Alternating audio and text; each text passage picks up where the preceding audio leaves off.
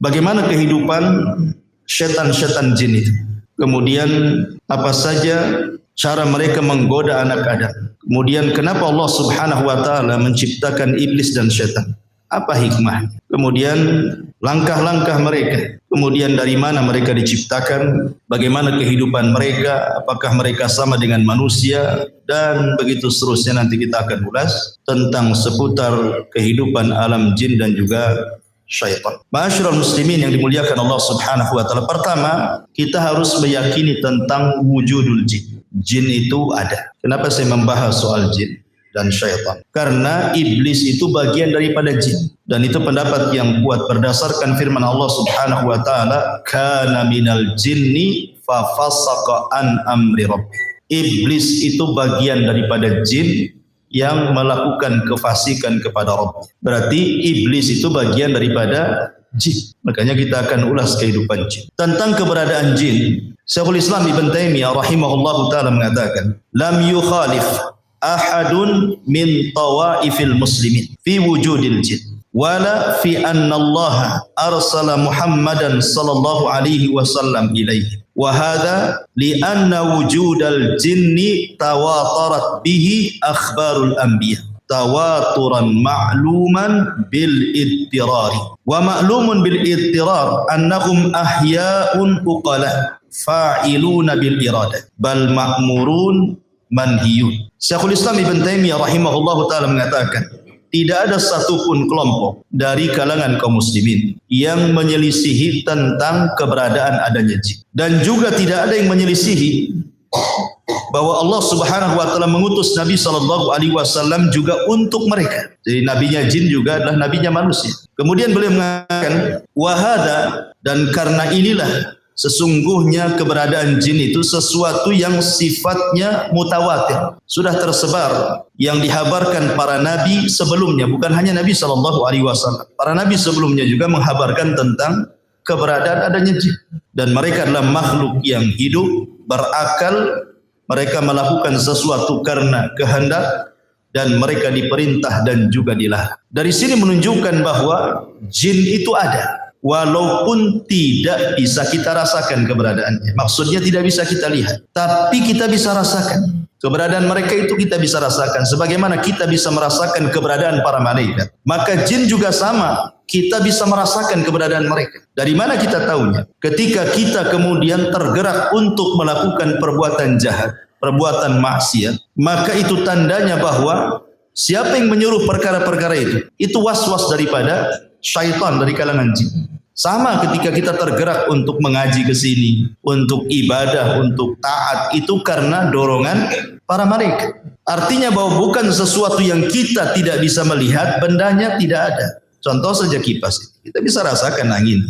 Tapi apakah antum bisa mensifati anginnya berbentuk apa? Kan tidak bisa. Tapi kan kita bisa rasakan. Dan Allah Subhanahu wa taala berfirman di dalam Al-Qur'anul Karim, tepat dalam surah Al-A'raf 27, innahu yarakum huwa wa qabiluhu min haitsu la tarawna. Sesungguhnya mereka, maksudnya kalangan jin itu, mampu melihat kalian, dia maksudnya iblis dan seluruh kabilah-kabilah jin, dari tempat yang kalian tidak mampu melihat mereka. Makanya jin kenapa disebut jin? Lijtinanihim au istitarihim. Maksudnya kenapa disebut jin itu karena tertutup. Makanya bayi dalam perut itu disebut janin. Diambil dari kata jin karena tidak tampak kan. Karena jin itu tidak tampak. Ma'asyiral muslimin yang dimuliakan Allah Subhanahu wa taala. Akan tetapi walaupun sebagian ataupun seluruh manusia tidak sanggup melihat jin, tapi ada sebagian hewan mereka melihat jin. Kita manusia memang tidak ditakdirkan mampu melihat mereka dan mereka melihat kita, tapi ada sebagian hewan itu mampu melihat jin. Seperti dalam hadis Nabi SAW. Nabi SAW bersabda dalam hadis Jabir yang dikeluarkan oleh Abi Dawud dalam sunannya, "Idza sami'tum nibahal kilab wa nahiqal hamir bil lail fata'awwadhu billahi minasyaitani fa innahunna yarawna ma la taraw." Kata Nabi SAW, apabila kalian mendengar gonggongan anjing ataupun suara keledai di malam hari, maka berlindunglah kalian kepada Allah dari syaitan. Karena sesungguhnya dua hewan itu sedang melihat sesuatu yang kalian tidak bisa lihat. Hadis ini, kata para ulama, bahwa mereka adalah melihat syaitan. Karena kita disuruh berlindung dari syaitan. Karena mereka melihat syaitan. Maksudnya anjing dan keledai.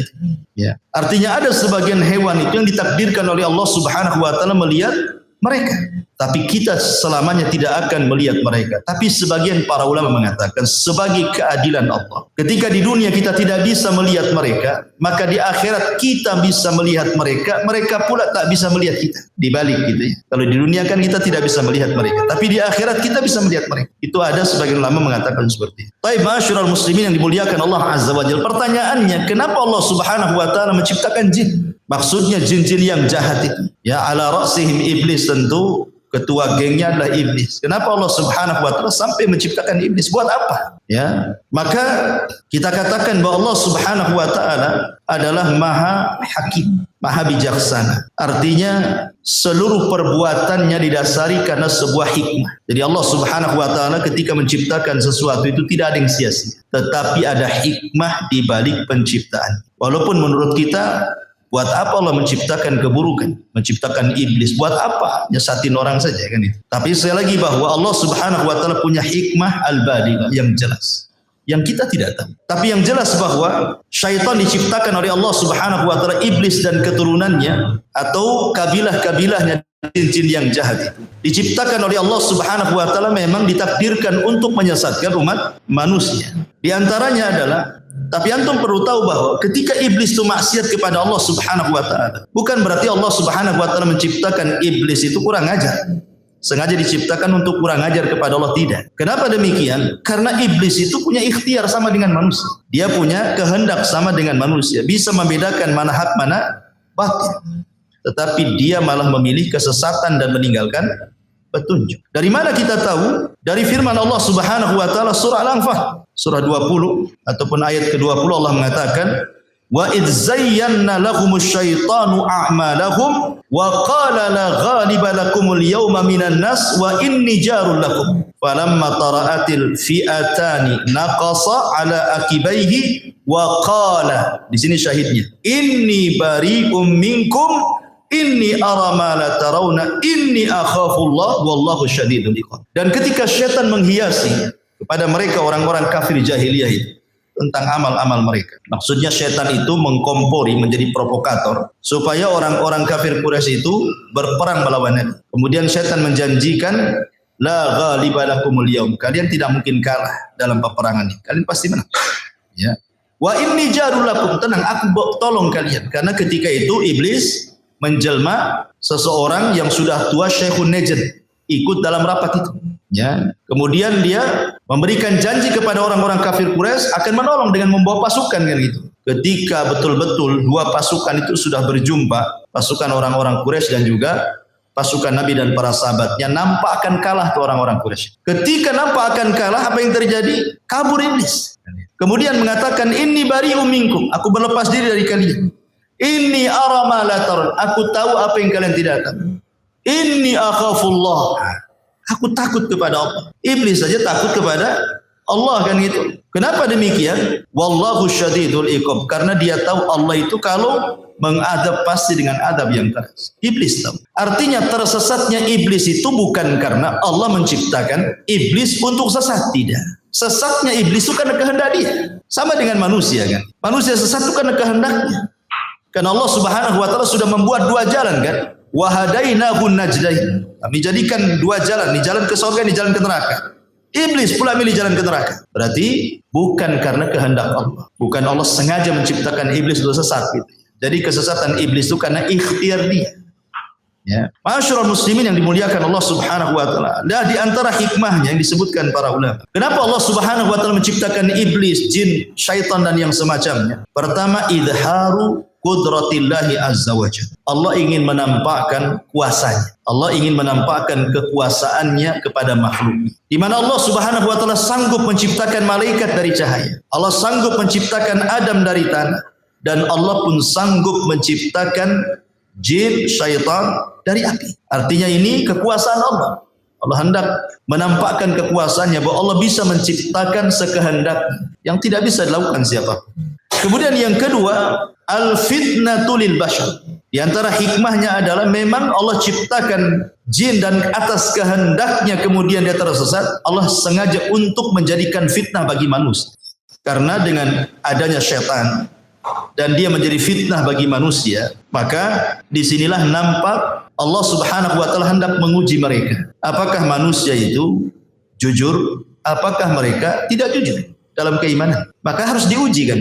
Kalau tidak ada mengujinya, tidak ada syaitan, tidak ada iblis, maka tidak ada pembeda antara yang baik dengan yang buruk artinya. Dan buat apa juga Allah menciptakan neraka dan surga kalau begitu? Sehingga memang tujuannya adalah untuk memfitnah manusia. Dan itu bisa kita lihat di dalam surah An-Nisa ayat 116 dan 117. Di mana Allah mengatakan, mengambil ucapan iblis, apa kata iblis? La takhidanna min ibadika nasiban mafruḍa wa la udhillannahum wa la umanniyannahum wa la amurannahum fala yubattikunna adhanal an'am wa la amurannahum fala yughayyiranna khalqallah wa man yattakhidhish syaitana waliyan min dunillah faqad khasira khusranan mubina. Dan syaitan mengatakan, aku pasti mengambil bagian tertentu dari hamba-hambamu ya Rabb, dan pasti aku akan sesatkan mereka, dan akan kubangkitkan angan-angan kosong mereka, dan akan kusuruh mereka memotong telinga-telinga binatang ternak, lalu mereka benar-benar memotongnya, dan aku akan suruh mereka mengubah ciptaan Allah, lalu mereka pun benar-benar mengubahnya. Barang siapa yang menjadikan setan sebagai pelindung selain Allah, maka sungguh dia telah menderita kerugian yang nyata. Dia di antara hikmahnya Allah Subhanahu wa taala menciptakan syaitan, iblis atau jin yang jahat itu untuk membuat fitnah, ya.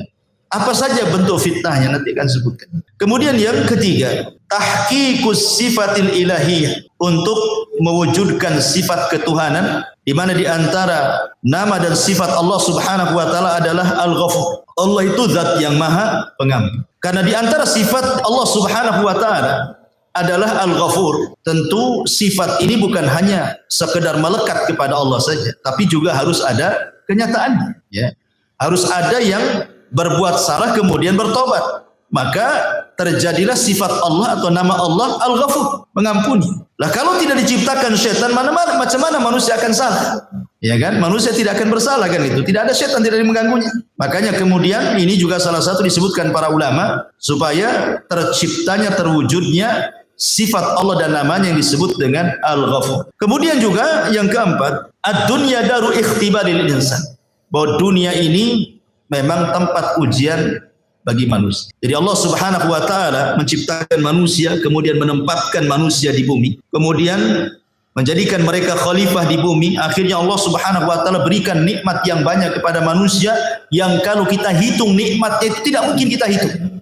Wa in ta'uddu nikmatallahi la tuhsuha. Kalau engkau hendak menghitung nikmat Allah tidak mungkin kehitung. Saking banyaknya kan gitu. Maka karena Allah Subhanahu wa taala sudah memberikan banyak nikmat kepada manusia, menyenangkan manusia, memudahkan hidup manusia, maka Allah Subhanahu wa taala jadikan dunia ini darul ikhtibar. Allah akan memberikan ujian kepada mereka. Siapa yang taat, siapa yang bermaksiat kan itu. Maka karena dunia ini tempat ujian, harus ada yang bermaksiat, harus ada yang taat, harus ada yang berbuat baik, harus ada yang melakukan perbuatan dosa. Lah salah satunya adalah yang menyebabkan manusia itu melakukan keburukan adalah karena was-was daripada syaitan, ya. Maka akhirnya kemudian ada yang tergoda syaitan, akhirnya tidak sanggup memegang ujian Allah, bermaksiatlah dia kepada Allah Azza wa Jalla. Ini juga di antara hikmah. Kemudian juga di antara hikmahnya adalah untuk supaya menjadi pelajaran kepada para malaikat, menjadi pelajaran kepada orang-orang yang beriman, baik dari kalangan para nabi ataupun para pengikut orang-orang yang beriman, bahwa hati-hati jangan melakukan dosa. Sebagaimana kemudian Allah Subhanahu wa taala murka kepada iblis, mengutuknya, mengeluarkan dari surga, mengusirnya lagi. Disebabkan apa? Dosa. Karena tidak mau sujud kepada perintah Allah Subhanahu wa taala kan.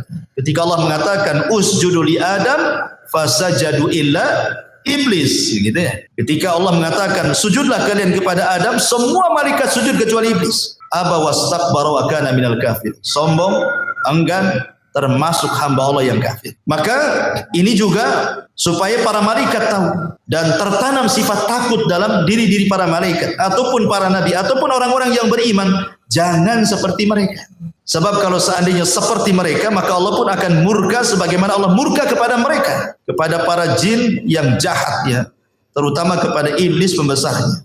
Kemudian juga ini juga adalah pelajaran bahwa manusia itu tidak bisa hidup tenang. Harus ada mujahadah, harus ada jihad. Dan itu ya, harus ada kesungguhan di dalam melawan musuh-musuh Allah Subhanahu wa taala. Maka di antara hikmahnya juga supaya manusia tidak hidup leha-leha, malas-malas, tetapi kemudian didorong untuk sungguh-sungguh dalam hidup, beristihad, kemudian mujahadah sungguh-sungguh melawan musuh-musuh Allah Subhanahu wa taala dari kalangan syaitan. Kemudian juga supaya Allah Subhanahu wa taala bisa membedakan mana yang baik, mana yang buruk. Liyamizallahul khabitha minat thayyib, agar Allah bisa membedakan mana yang jahat, mana yang baik. Itu di antara hikmah-hikmahnya dan banyak yang disebutkan para ulama. Ma'asyiral muslimin yang dimuliakan Allah Subhanahu wa taala, ingat bahwa syaitan sudah berjanji di hadapan Allah Subhanahu wa taala, bahkan bersumpah. Apa sumpahnya? Syaitan mengatakan fa bi izzatika la ughwiyannahum ajmain. Demi kemuliaanmu ya Allah, ya. La ughwiyannahum ajmain. Aku akan sesatkan semua anak turunan Adam tanpa terkecuali. Kemudian di ayat yang lain, bagaimana usaha syaitan ini? La aqudanna lahum siratal mustaqim. Saya akan sesatkan mereka dari jalanmu yang lurus. Summa la'atiyannahum. Sungguh aku akan datangi mereka min baini aidihim, dari depan mereka, wa min khalfim, dari belakang mereka, wa an aimanim, dari kanan mereka, wa an syamailim, dari kiri mereka, wa la tajidu aktsarahum syakir. Sampai engkau akan dapati kebanyakan mereka tidak akan menjadi hamba yang bersyukur kepada. Ya. Jadi dari sini menunjukkan bahwa iblis antaranya itu dari jin-jin yang jahat, dari kalangan syaitan. Mereka akan berusaha dari arah mana saja, ya, dari arah mana saja, dengan cara apa saja untuk menyesatkan anak Adam, baik dengan jalur yang baik ataupun dengan jalur yang jahat. Ulama menyebutkan bahwa di antara langkah syaitan atau khutuwati syaitan itu ada 7. Ya, di antara langkah-langkah syaitan itu ada 7. Yang pertama, syaitan itu akan membuat manusia kalau tidak kufur musyrik, disuruh menyekutukan Allah Subhanahu wa taala atau melakukan kekufuran.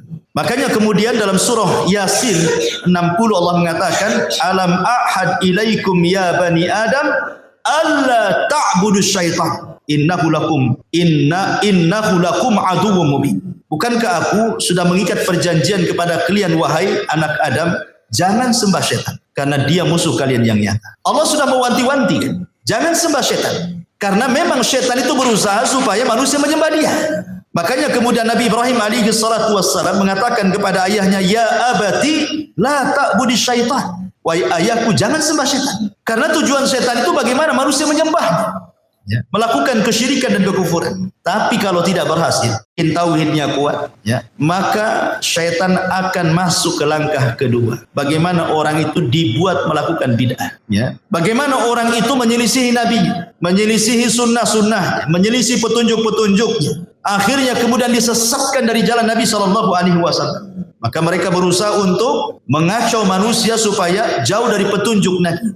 Makanya ketika kita bicara tentang hadis haud, hadis telaga, ada sekelompok orang itu yang tidak boleh minum, dicegat malaikat, diusir. Kemudian dikatakan oleh Nabi SAW, ummati ummati ya Allah, mereka umatku biarkan minum. Tapi kemudian dikatakan kepada Nabi SAW, innaka la tadri ma ahdatsu ba'daka innahum ghayyaru wa baddalu. Muhammad, kau tidak tahu apa yang terjadi dengan umatmu sepeninggal.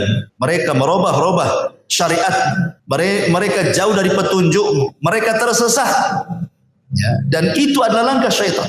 Kalau tidak bisa antum melakukan itu, karena mungkin antum kuat tamasuk dengan sunnah, memegang sunnah Nabi SAW, turun ke tingkatan ketiga. Antum dibuat melakukan dosa besar. Antum dibuat melakukan dosa besar. Allah Subhanahu wa taala mengatakan dalam surah Al-Baqarah ayat 268, asy-syaitan ya'idukumul faqra wa ya'murukum bil fahsya. Syaitan akan membisikkan di telinga kalian, jangan sedekah, jangan zakat, jangan infak, nanti kau fakir. Ya. Wa ya'murukum bil fahsy. Kemudian syaitan memerintahkan untuk melakukan kekejian. zina, homoseksual, lesbi, mencuri, minum khamar, macam-macam. Ya, maka kalau tidak bisa ini, maka mungkin orang ini kuat ibadahnya, kuat takutnya kepada Allah Subhanahu wa taala, maka turun ke tingkatan keempat. Syaitan akan mengarahkan antum untuk melakukan as-saghair, dosa-dosa kecil. Mungkin dosa besar tidak. Ya. Anda tidak melakukan zina, tapi Anda melihat aurat perempuan, ya kan? Seperti itu. Dibuatnya kemudian orang itu melakukan dosa kecil. Kemudian kalau tidak bisa juga, karena memang Anda ini kokoh akidahnya, kokoh sunnahnya, kokoh ibadahnya, maka setan akan beralih ke nomor 5, lebih rendah lagi. Apa itu? Disibukkan dengan perkara-perkara mubah. Perkara-perkara mubah. Ya. Nonton bola itu mubah, tidak ada hukum. Tetapi ketika melalaikan, sampai nobar antum, sampai jam berapa nobar? Sampai jam 4 ngantuk pula antum. Akhirnya lewatlah subuh. Dimudahkan seperti itu, perkara-perkara mubah itu disibukkan dengan perkara-perkara mubah untuk apa? Untuk dilalaikan dari zikir, dari ketaatan, dari ibadah. Akhirnya dengan menyibukkan perkara yang mubah, dampaknya adalah lupa kepada ibadah. Ini yang nomor 5. Oh, tidak bisa juga rupanya. Yang nomor 5 ini tak bisa juga nih. Turun lagi itu ke yang ke-6. Apa yang ke-6? Antum disibukkan dengan perkara-perkara yang tidak afdol dan meninggalkan yang afdol. Disibukkan dengan perkara sunnah, tapi melalaikan yang wajib. Antum sibuk sholat malam, bagus sholat malam, bagus sholat malam. Ya. Tapi subuhnya antum nguap-nguap, wah. Sholat malamnya khusyuk antum.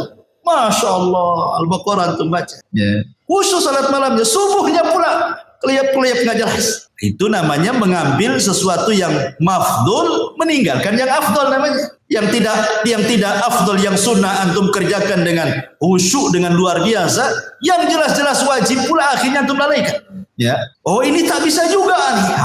Yang terakhirnya setan. Kalau sudah tidak bisa ini semuanya, maka setan tidak bekerja sendiri. Setan akan bekerja sama dengan manusia. Ini kan kerjaan setan sendiri. Dia sudah nggak sanggup nih sendirian nih. Ini harus dilawan rame-rame. Kerjasamalah setan dengan manusia. Ya, kerjasama dengan dukun-dukun, dengan paranormal, dengan orang-orang jahat, orang-orang zalim gitu, supaya menyakiti orang dengan lisannya, memukul orang, menyihir orang, dan begitu seterusnya. Ya, itu sudah puncak. Ya. Inilah yang disebut dengan khutuwati syaitan, langkah-langkah syaitan. Makanya Allah mengatakan wala tattabi'u khutuwati syaitan. Janganlah kalian mengikuti langkah-langkah syaitan yang 7. Kenapa? Innahu lakum aduwwum mubin. Karena dia adalah musuhmu yang nyata. Karena syaitan ini cerdas, ikhwan. Terkadang dia masuk ke makanan, ya kan? Masuk ke makanan dia supaya manusia perkara-perkara ibadah susah dimasukkan. Masuk soal makanan. Kita tahu bahwa makanan itulah yang menumbuhkan daging manusia. Yang mempengaruhi manusia itu makanan dan minuman. Maka setan berusaha bagaimana kemudian orang ini memasukkan makanan yang haram, minuman yang haram. Entah zatnya haram atau cara mengambilnya dengan cara haram. Supaya kalau nanti dia berdoa tidak mustajab lagi doanya. Sebagaimana hadis Nabi SAW ketika menyebutkan dzakarar rajul yutilus safar asy'atha aghbar yamuddu yadayhi faqala ya rabbi, kata Rasulullah, mat'amu haramun wa mashrabu haramun wa malbasu haramun wa ghadiya bil haram, kaifa yustajabul, kata Rasul. Ada orang yang berdoa tinggi-tinggi, memelas, ya Rabb, ya Rabb. Dia sudah miskin, dia musafir, dia mengangkat kedua tangannya. Itu 4 perkara yang jelas-jelas mustajab doa. Mustajab doa itu 1, musafir. Musafir itu mustajab doanya. Ya, makanya kalau ada musafir datang ke rumah antum, tamu dari jauh gitu ya, minta doanya. Mustajab itu doanya. Ya. Kemudian yang kedua, fakir, miskin. Orang miskin itu mustajab doanya, karena kalau berdoa ikhlas orang miskin itu. Kemudian mengangkat kedua tangan. Rasul mengatakan innallaha hayyun karim yastahyi idza rafa'a yadayhi yastahyi li 'abdin idza rafa'a yadayhi an yaruddahu masifra. Allah itu zat yang maha malu tapi maha pemurah. Allah malu kalau ada hamba yang mengangkat tangan seperti ini berdoa, maksudnya doa masalah bukan doa ibadah. Kemudian Allah biarkan kosong tuh tangan. Allah malu. Kemudian yang keempat, memelas. Ya. Karena di antara asbab mustajab doa kata Rasul itu memelas, terus mengeluh, itu salah satu mustajab doa. Artinya orang ini punya 4 syarat harusnya diijabahkan doanya, tapi tidak diijabah juga. Kenapa? Ya kata Rasul, bagaimana akan diijabah? Makanannya, minumannya, ya kan, dari yang haram. Pakaiannya dari yang haram, dibesarkan dari benda yang haram. fa kaifa yustajabul, bagaimana akan dikabulkan? Lah setan masuk dari jalur ini. Ya. Dia berusaha untuk mengacau makanan orang. Ya. Karena tahu bahwa perut ini adalah bagian daripada syahwat. Ya. Perut ini bagian daripada syahwat. Syahwat itu dari leher ke atas dan dari leher ke bawah. Itu syahwat. Ya. Dari leher ke atas, mata, telinga, otak, ini bisa melakukan syahwat. Memandang yang diharamkan, mendengar yang diharamkan, mengucapkan sesuatu yang diharamkan, berpikir yang jorok yang diharamkan. Dari leher ke bawah ada perut dan kemaluan. Lah itu setan berusaha untuk menghiasi itu semua tuh. Seperti itu langkah-langkah setan. Ikhwatu fiddin, muliakan Allah Azza wa Jal. Kemudian setan masuk dari dua jalan. Pertama dari syubhat, yang kedua dari syahwat. Ya. Syubhat merusak agamanya, syahwat merusak akhlaknya. Kalau sudah masuk dua jalur itu, rusak semuanya manusia. Agamanya rusak, akhlaknya rusak. Apa yang dikehendaki manusia? Ya. Ma'asyiral muslimin yang dimuliakan Allah Subhanahu wa taala. Tetapi ikhwan, ingat, kemampuan setan untuk menguasai manusia. Setan itu hanya menguasai manusia dari 4 jalan saja. Ingat, setan itu hanya bisa menguasai manusia dari 4 jalan, tidak lebih. Ya. Pertama, at-tazyib, berusaha menghias. Yang hak dihiasi jadi batil, yang batil dihiasi jadi hak, yang jahat dihiasi jadi baik, yang baik dihiasi jadi jelek, dan begitu seterusnya. Hanya menghias-hias saja. Yang kedua, at-taswir, dibuat manusia itu diangan-angankan, dibuat angan-angan. Ya. Tulul amal, dibuat angan-angan setinggi langit, ya, tapi tak punya sayap, mau terbang, hanya angan-angan saja, pengen kaya, ya, pengen ini, pengen itu, pokoknya dibuat angan-angan sama setan. Ya. Kemudian yang ketiga al-waswas, dibuat waswas, ya, kehidupannya diwaswas. Kemudian yang keempat an-nazhu, digoda, dirayu. Inilah setan, kemampuan kepada manusia cuman ini saja. Tetapi hebatnya, walaupun dengan 4 ini, betapa banyak, berapa juta manusia disesatkan oleh setan. Ya. Ingat, setan itu tidak bisa maksa manusia, tidak. Kamu jangan sholat, tidak bisa. Setan nggak akan bisa memaksa orang. Ya. Setan itu tidak mungkin memaksa orang. Setan itu hanya mampu untuk 4 perkara saja. Dia tidak bisa menyakiti orang. Tidak bisa. Jadi menyesatkan Bani Adam itu cuma dari 4 ini saja. Tapi dengan 4 perkara ini, subhanallah, jutaan manusia tersesatkan. Hebatnya setan. Mana dalilnya? Pertama, surah Al-A'raf ayat 200. Allah mengatakan, wa imma yanzaghannaka minasyaitani nazghun fasta'id billah innahu sami'un alim. Dan jika setan sedang menggodamu, ini pertama menggoda nih. Ya. Gimana lah orang menggoda? Kan antum tahu menggoda istri antum kan antum tahu. Ya. Istri goda antum pengen uang kan tahulah, paham. Itulah arti menggoda. Ya. Lah setan tuh goda kita juga gitu. Maksiat, jangan tidur, maksiat sana. Kan digoda-goda kan? Ya. Enak loh maksiat itu. Ya. Ma'asyiral muslimin yang dimuliakan Allah Azza wa Jalla. Kemudian Allah mengatakan, jika setan datang menggodamu, maka berlindunglah kepada Allah, sungguh Dia Maha mendengar lagi Maha mengetahui. Ini yang pertama. Yang kedua, Allah mengatakan dalam surah Al-Anfal ayat 48. Ya. Allah mengatakan, wa idzayyana lahumus syaitan. Ingatlah ketika setan menjadikan terasa indah bagi mereka perbuatan dosa. Jadi tugas setan mengindah-indahkan saja, ya kan? Mengindah-indahkan bagaimana perkara dosa itu jadi baik gitu. Perkara jahat itu seolah-olah taat, perkara buruk itu seolah-olah indah gitu. Ya. Ini yang kedua. Yang ketiga disebutkan dalam surah An-Nas ayat 5. Antum hafal semua, alladzi waswisu fi sudurin nas. Dialah yang memberikan was-was, dorongan-dorongan, bisikan-bisikan, ya. Kemudian yang terakhir dalam surah Muhammad ayat 25. Allah mengatakan, innal ladzina irtaddu ala adbarihim min ba'di ma tabayyana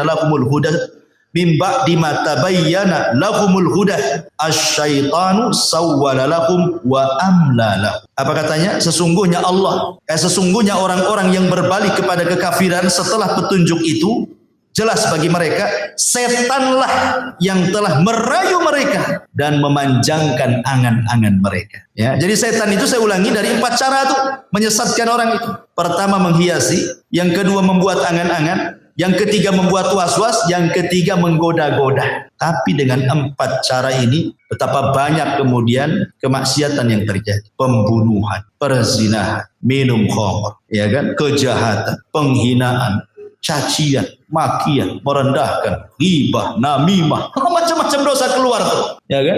Lihat ketika Qabil membunuh Habil. Siapa yang ngasih waswas Qabil? Syaitan.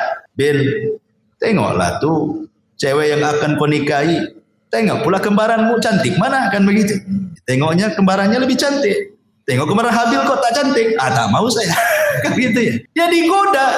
Coba bayangkan. Akhirnya berakhir apa? Dibunuh pula si Habil. Hanya gara-gara godaan bisa bunuh orang. Ya. Hanya gara-gara godaan bisa bunuh orang. Ingat kisah Abid Bani Israel yang dititipi seorang wanita. Ya, awalnya baik-baik saja. Tapi naruh makanan di depan pintu. Setan datang. Kok ini ulama Bani Israel? Tak sopan kau naruh makan depan pintu, ketuklah pintunya, ucapkan salam, nanti mati kau tak tahu katanya. Akhirnya ngetuk pintu, selama itu dia tidak pernah mendengar suara perempuan. Ketika assalamualaikum, dia waalaikumsalam, setan masuk. Oh indah juga itu suaranya. Baru suaranya. Kadang-kadang suara itu menipu. Dulu belum ada televisi, masih pakai radio. Antum dengar suara perempuan siaran di radio itu. Kayaknya indah suara cantik padahal orang hitam. Ya, jelek kan? Kadang-kadang orang kan terpengaruh dengan suara kan? Iya kan? Mulailah dia. Setan datang lagi. Tak sopan lah. Hanya naruh ngetuk pintu. Tanyalah kebutuhannya. Mungkin dia butuh apa-apa. Dia tanya. Ya. Akhirnya ditanya. Bagaimana kondisimu? Baik. Apa butuhmu? Ini. Lama-lama kata setan. Tak bagus juga. Dia sudah lama ditinggalkan saudaranya. Dia pun perlu ngobrol. Boring. Stres katanya. Akhirnya ngobrol, zina, hamil. Setelah hamil apa? Setan ngomong. Nanti kalau saudaranya datang dari jihad, tahu kau yang menghamilinya, kau akan dibunuh. Kalau kau ingin selamat, bunuh bayinya. Hilangkan barang buktinya. Mulai membunuh. Ya. Sudah dibunuh bayinya, datang pula setan. Apa wanita itu tidak akan cerita sama saudaranya? Pasti cerita juga tuh. Sebaiknya kau bunuh juga daripada kau dibunuh. Dibunuh semuanya. Habis sebenarnya. Sampai di sini tidak juga. Akhirnya saudaranya datang dari jihad. Nanya adik, kata setan, berdusta saja. Ya. Bilang saja pergi, entah kemana. Dibilangnya tidak ada pergi. Ya percaya saja yang ngomong ustaz, ya, yang ngomong ahli ibadah. Ibadahnya orang yang paling khusyuk di Bani Israel. Ya percaya saja lah. Rupanya saudaranya pulang. Setan masuk ke saudaranya dalam mimpi. Dikasih tahu bahwa yang membunuh adalah si pendeta itu. Oh marah saudaranya. Berangkat dia. Sebelum datang setan pula datang ke pendetanya. Itu saudaranya sudah datang bawa pedang tuh. Membunuh kamu. Kau ingin selamat? Gampang. Sujud sama aku. Sujud dia. Datang saudara ditebas kepalanya. Lagi sujud sama setan mati dia. Subhanallah. Tuh, bayangkan kan, khutuwatus syaitan. Ya. Macam-macam dosa dilakukan dia sampai ke tingkat kufur menyembah setan. Begitulah setan menggoda anak Adam, masyiral muslimin yang dimuliakan Allah Azza wa Jalla. Dari sini kita harus mengenal. Setelah kita tahu langkah-langkahnya, maka kita harus tahu juga waktu-waktu setan. Kemudian tempat-tempat setan. Harus mengenal bagaimana setan bermuamalah dengan manusia. Kita harus kenal supaya kita bisa menjauhi. Adapun waktu-waktu setan pernah saya jelaskan bahwa waktu setan itu ada 3. Pertama, mendekati waktu maghrib. Nabi SAW bersabda dalam sebuah hadis bahwa apabila datang menjelang maghrib, istajnahal lailu,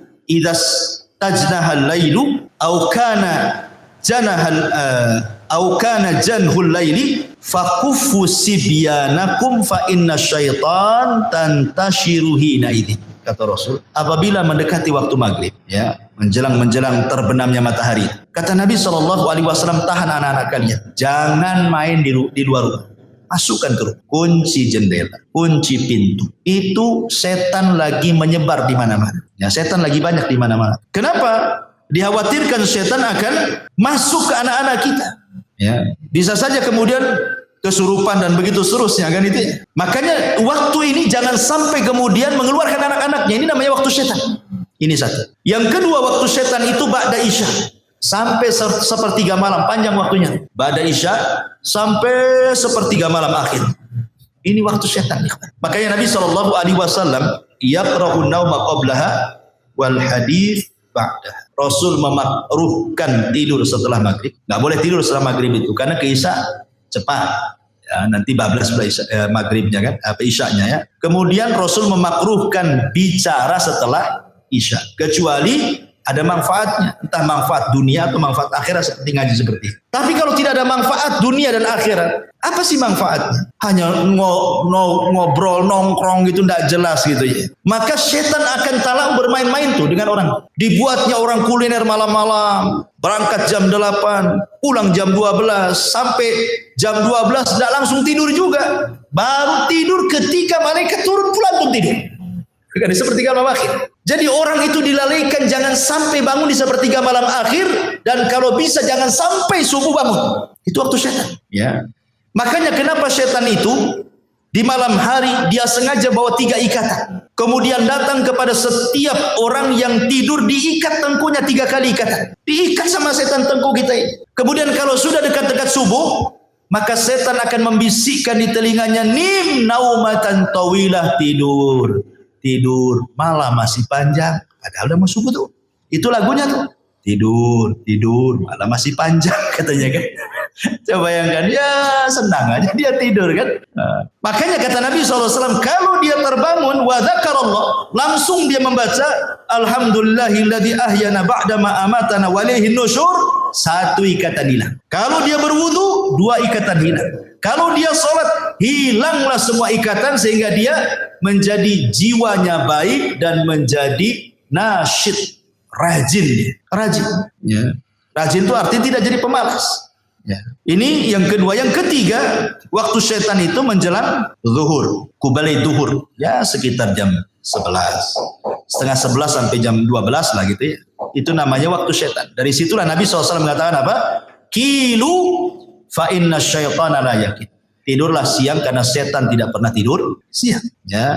Ya bukan tidur betulan, tidur ya mungkin 10 menit jadilah, walaupun ya sleep chicken, tidur gitu. Biasa saja walaupun tak nyenyak gitu. Bahkan menurut penelitian Profesor Amerika itu, orang yang membiasakan tidur siang menjelang zuhur itu ya antara jam 11 gitu ya, tidur 10 menit jadilah, walaupun tidak tidur beneran rebahan-rebahan itu, maka akan dijauhkan dari stroke dan akan diperbaiki jantungnya, kata mereka ya. Walaupun nggak diteliti orang, kita yakin bahwa setiap perintah itu ada hikmah. Sami'na wa ata'na selesai. Ya, artinya sekali-kali gitu kita melakukan sunnah ini. Ini disebut dengan waktu-waktu setan. Ya, ada juga waktu-waktu yang kita disuruh untuk isti'adzah. Ya, kapan itu? Pertama, waktu marah. Ini setan masuk ke badan kita. Orang marah itu setannya masuk. Waktul ghadab. Makanya kenapa kata Nabi SAW, apabila engkau marah dalam posisi berdiri, duduk. Kalau masih marah juga, baring. Kalau masih marah juga, wudu. Masih marah juga, sholat. Masih marah juga, tak tahu lah, memang pemarah dia. Artinya sudah macam-macam nih kan. Jadi tahap-tahapan Nabi SAW itu sudah dikasih tahu. Ya. Kemudian yang kedua, waktu syahwat. Waktu ketika orang itu syahwatnya bangkit, istiadah kepada Allah Subhanahu wa ta'ala. Apalagi anak-anak muda yang belum kawin, bahaya. Maka disuruh puasa untuk meredakan syahwat. Kemudian juga qabla shalah, menjelang waktu salat. Biasanya setan datang tuh. Kemudian diberatkan kaki melangkah untuk salat. Istiadah kepada Allah Azza wa Jalla. Ya. Kemudian yang keempat, al-iqdam ala a'malis salihati. Ketika hendak melakukan sebuah kebaikan, entah mau kerja bakti di masjid gitu ya, entah mau sedekah, entah mau apa, pokoknya ada. Nggak bisa lewat dia, lewat istrinya. Bang, jangan sedekah dulu lah bang. Kenapa deh? Ambillah motor dulu. Kan gitu. Jadi nggak bisa lewat dia, lewat istrinya kan itu. Jadi dia setan itu berusaha, makanya waktu-waktu seperti ini istiadah termasuk indah naum, menjelang tidur. Makanya Nabi SAW meruqyah dirinya dengan membaca 3 qul, kemudian mengoles-ngoles badannya, mengusap dari atas kepala sampai kaki. Untuk apa? Supaya jangan diganggu syaitan. Makanya Rasul itu memberikan irsyad kepada kita berwudu, ya kan? Sebelum tidur. Kemudian membaca 3 qul, 3 kali diusapkan semua badan, ya. Kemudian kalau kita ingin bertasbih, tasbih 33 kali, tahmid 33 kali, takbir 34 kali, kan itu ya. Baca ayat kursi. Maka orang yang sebelum tidur seperti ini, ikhwan, saat tidur itu malaikat akan ada di samping kiri kanan kita. Setiap kita guling ke kiri, maka malaikat sebelah kiri akan mengatakan, Allahumma gfirlahu, Allahumma arham. Ya Allah ampuni orang ini, ya Allah rahmati orang. Kalau berguling lagi ke kanan, malaikat sebelah kanan ngomong gitu juga. Sampai dia bangun. Coba bayangkan. Seandainya Allah takdirkan dia meninggal dalam posisi dia sedang didoakan malaikat, ya kan? Tapi kalau nggak berdoa ya sampingnya setan lah. Apalagi dibuat mimpi-mimpi buruk lagi mimpinya, jatuh dari atas ranjang. Baik. Masyaallah muslimin yang dimuliakan Allah Azza wa Jalla. Ini juga di antara waktu-waktu kita disuruh untuk isti'adzah. Kemudian bagaimana setan itu masuk dalam kehidupan manusia? Kita tahu bahwa Allah Subhanahu wa taala berfirman dalam surah Al-Fatihah, Alhamdulillahi Rabbil Alamin. Segala puja dan puji hanya milik Allah, Rabb semesta alam. Allah menciptakan alam itu, ada alam malaikat, ada alam jin, ada alam manusia, ada alam binatang, ada alam tumbuh-tumbuhan. Ada alam yang tidak diketahui manusia. Yang tampak itu sedikit, yang tidak tampak itu banyak. Ya. Wa yakhluqu ma la ta'lamun. Allah menciptakan yang kalian tidak tahu. Ada alam-alam yang kita tidak tahu. Ya. Intinya bahwa di antara dua makhluk yang berakal yang Allah ciptakan yang ada hubung kait dengan manusia, pertama malaikat. Malaikat sejak sujud kepada Adam, sejak itulah ada hubung kait antara malaikat dengan Adam dan dengan seluruh anak keturunannya. Malaikat akan senantiasa bersama manusia. Ya. Sejak janinnya, dia yang meniupkan ruhnya, dia yang mencatat takdirnya, ya kan? Kemudian lahir dengan selamat. Kemudian setelah lahir ke dunia, maka malaikat akan menjaga dia. Wa inna alaikum lahafidin. Sungguhnya Allah utus kepada kalian malaikat-malaikat penjaga. Kemudian setelah balik, mukallaf, malaikat catat, raqib dan atid amalan baik kita, kan itu. Dan begitu seterusnya. Ada malaikat terbang ke sana kemari mencari majelis ilmu, majelis zikir. Ada malaikat tiap Jumat berdiri di pintu masjid, mencatat orang yang pertama bagikan korban unta, kedua bagikan korban sapi, ketiga bagikan korban kambing, keempat bagikan korban ayam, kelima bagikan korban telur ayam. Habis telur ayam. Tak mungkin tai ayam. Kan itu. Artinya bahwa sudah malaikat ada yang berdiri di pintu masjid setiap Jumat. Jadi malaikat itu memang ada hubung kait dengan kita semuanya. Sampai ketika mati malaikat juga yang mencabut ruh kita. Ketika kita di alam kubur malaikat juga yang tanya kita. Raqib dan atid. Dan begitu sampai masuk ke dalam sorga. Yang bukakan pintu sorga juga malaikat Ridwan. Dan begitu seterusnya. Malaikat gak akan lepas dari manusia. Sejak hidup sampai mati, sampai masuk sorga atau masuk neraka. Jin juga sama. Jin akan masuk dalam kehidupan manusia. Ya, apa saja tadakhulnya setan kepada kehidupan Bani Adam. Ma'asyiral muslimin yang dimuliakan Allah Azza wa Jalla. Yang pertama, tentu yang paling bahaya adalah setan masuk dalam kehidupan manusia. Tadi saya sudah katakan, setan akan berusaha untuk membuat kufur kita, membuat kufur anak Adam supaya menjadi pengikut dia. Kan itu ya, masuk neraka sama-sama. Kemudian yang kedua, setan juga akan bersyirik kepada manusia, pada harta manusia dan anak-anak manusia, ya. Masuk ke harta manusia itu maksudnya entah mencuri dapat harta, kan itu, entah suruh korupsi dapat harta, entah ngambil hak orang lain dapat harta, dan begitu seterusnya. Atau masuk ke anak-anak kita tidak tanggung jawab mendidiknya, akhirnya dia jadi jahat dia. Ya, itu semua adalah godaan setan tadi yang 4 tadi. Menghiasi, menggoda, membuat angan-angan, membuat was-was. Nah, kemudian juga yang ketiga, setan masuk juga pada seluruh kehidupan manusia. Antum rapat, setan juga ada di situ. Makanya lihat di rapat tuh ada juga yang gebrak-gebrak meja. Emosi dia, ada setannya, kan itu ya. Lagi emosi masuk jadi rapat. Lihat ketika Nabi SAW dah hijrah, rapatlah Abu Jahal di mana? Di Darun Nadwah.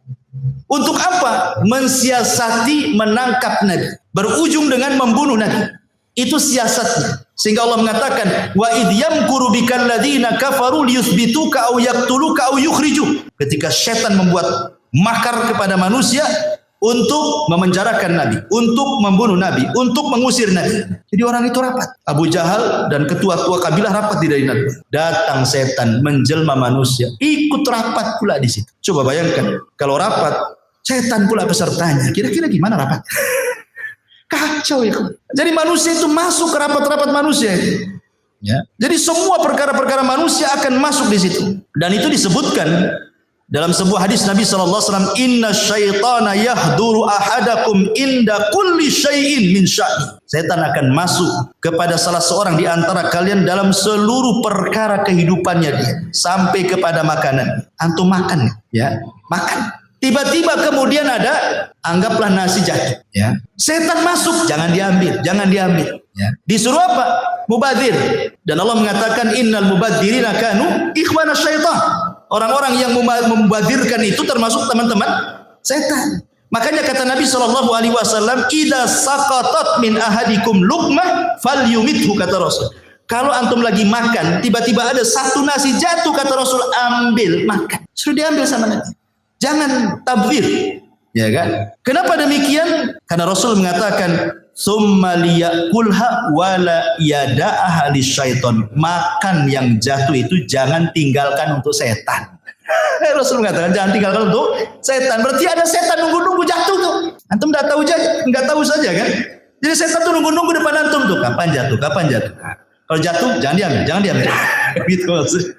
Kalau diambil, setan kelaparan dia, enggak makan. Tapi kalau antum yang masuk lebih sedikit daripada yang keluar, senanglah setan. Ya. Jadi jangan tabdzir, mubadzir. Apa banyak sekarang, na'udzubillah, kita lindung kepada Allah. Terkadang kita sendiri mengalami di rumah-rumah kita. Kadang istri kita masak ini baru lebih. Terkadang yang dibuang ke tong sampah hampir tiap hari. Ya kan? Ya, ngaku saja. Ya, karena saya juga terkadang seperti itu. Kadang-kadang saya nasihati istri saya. Jangan banyak masak-masak. Kalau masak cukup, ya ibaratnya lebih baik kurang daripada berlebih kan gitu. Kecuali masak banyak untuk tetangga nggak apa-apa. Ya. Kalau untuk dimakan kemudian sampai sayur dibuang karena basi nggak kemakan, nasi dibuang hampir tiap hari, ya Allah kan. Ini sama aja tuh berkawan dengan setan namanya, ngasih makan setan kan. Ya, jadi ini juga sampai masuk kepada perkara-perkara seperti ini. Kemudian faida faragha falyul'ibhu asabi'ahu. Kalau selesai makan tidak cukup sampai di situ kata Rasul, jilati jari-jari kalian. Sampai Rasul nyuruh jilat-jilat. Namanya kalau habis makan kan banyak tuh makanan di tangan itu. Ini udah habis makan belum dijilat, masuk kobokan. Nah, itu tentu setan di kobokan. Itu ya, kawan. Ya, kenapa? Alasannya fa innahu la yadri fi ta'amihi yakunu barakah. Kata Rasul, karena kalian tidak tahu di mana berkah makanan itu. Apakah yang dimakan tadi, ataukah yang di tangan, ataukah yang jatuh. Ya. Ma'asyiral muslimin yang dimuliakan Allah Subhanahu wa taala, termasuk juga setan. Itu masuk pada pintu-pintu rumah Bani Adam. Jadi setiap hari setan itu jumlahnya banyak. Usia mereka lebih panjang dibandingkan usia manusia. Ya, tapi tidak ada yang kekal. Semua setan juga mati, kecuali iblis saja yang kekal. Itu pun matinya nanti setelah tiupan sangkakala kan itu. Jadi setiap hari itu di rumah kita ini, di depan rumah kita ini, di depan pintu-pintu rumah kita itu setan sudah berjajar tuh. Semua rumah kaum muslimin. Rumah saya, rumah antum, rumah siapa saja. Ya, setan itu udah nunggu di depan rumah. Apa yang dilakukan setan? Idza dakhala ar-rajulu baitahu. Kalau seseorang masuk ke rumahnya, fadzakarallaha, dia pun mengingat Allah inda dukhulihi. Maksudnya baca basmalah ketika masuk. Kemudian ucapkan salam. Ya, apa kata Nabi SAW? Wa inda ta'amihi, dan juga mengingat Allah saat makan menyebut bismillah. Jadi ketika masuk baca bismillah, kemudian ucapkan salam, kemudian ketika makan baca bismillah, maka setan tuh yang nunggu di rumah, di depan rumah itu akan mengatakan kepada kawan-kawan di belakangnya, la mabita lakum wala asya. Pergi kita. Kayaknya kita tidak ada kamar nih di kamar. Di rumah ini tidak ada kamar. Dan tidak ada makan di rumah ini, kita pergi. Ya. Tetapi kata Nabi SAW, wa idza dakhala falam yadhkurillaha inda dukhulihi qala syaitan adraktumul mabit wa idza lam yadhkurillah inda ta'amihi qala adraktumul mabita wal asya. Rawahu Muslim. Tapi kalau orang itu masuk, ya, dan tidak mengingat nama Allah, main blusuk saja masuk ke rumah, tidak baca basmalah, ya tidak salam, ya, main masuk saja. Ketika antum makan baca basmalah, ketika masuk tak baca basmalah, maka setan akan mengatakan apa? Gak apa-apa, gak ada makan, tapi hari ini kita bisa tidur di rumah ini. Gitu. Ada hotel bintang 3 di sini, kita tidur sini. Tapi kata Rasul, kalau dua-duanya gak baca basmalah, masuk tak baca basmalah, makan pun tak baca basmalah, apa kata setan? Adraktumul mabita wal asya. Maka setan akan berteriak ke kawan-kawannya, sini semua, kita nginep di rumah ini. Ada makan malam kita di sini katanya. Subhanallah. Ya, bagaimana setan masuk loh ke rumah kita setiap hari. Ya. Ini kemudian juga contoh yang lainnya. Ya. Setan juga berusaha untuk masuk pada hubungan suami istri. Apa kata Nabi SAW? Lau anna ahadakum idza ata ahlaha qala faqudiya bainahuma waladun lam yadurhu syaitan. Kalau seandainya salah seorang di antara kalian mendatangi keluarga, artinya melakukan hubungan, dan sebelum anda melakukan hubungan anda mengatakan bismillah, ya Allah jauhkan kami dari setan dan jauhkan setan dari apa yang kau akan rizkikan kepada kami. Kemudian kita melakukan hubungan suami istri, maka setan tidak akan memadaratkan kita di situ. Artinya, mafhum mukhalafahnya, kalau seandainya kita tidak baca ini, tidak ta'awud, tidak baca basmalah, berarti ya setan ikut terlibat di situlah maksud. Ya, tapi bukan berarti kalau umpamanya tidak baca doa ini, kemudian punya anak, berarti separuh setan, separuh manusia. Nggak ada, beda lah kan itu ya. Setan kan tercipta dari api, kita dari tanah ya. Jadi sudah beda bahan penciptaannya ya. Boleh jadi mungkin sifat-sifatnya kan. Baik. Kemudian setan juga berusaha untuk yufsid 'alan nas. Berusaha untuk merusak kesehatan manusia. Kesehatan. Merusak kesehatan biar sakit orang ya. Ini disebutkan oleh Nabi SAW, inni la a'lamu kalimatan law qalaha la dhahaba anhu alladhi yajid law qala a'udzu billahi minasyaitonir rajim. Kemudian kata Nabi SAW, sungguhnya aku inni la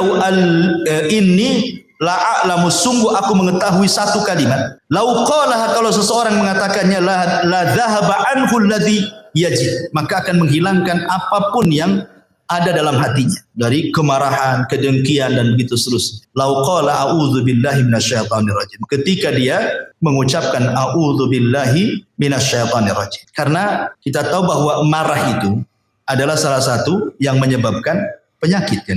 Ya, orang sering marah itu tinggi darahnya. Ya, bisa stroke orang itu. Ya, makanya setan juga berusaha supaya kita dengki, hasad, marah itu supaya akhirnya kita sakit jadinya. Dimasukkan hasad kepada hati kita, hari-hari hasad sama orang. Apa nggak sakit badan kita? Mikirin orang terus kan? Ya. Jadi memang merusak kesehatan kita setan itu. Berusaha seperti itu. Bahkan lebih daripada itu, setan itu membuat sedih manusia.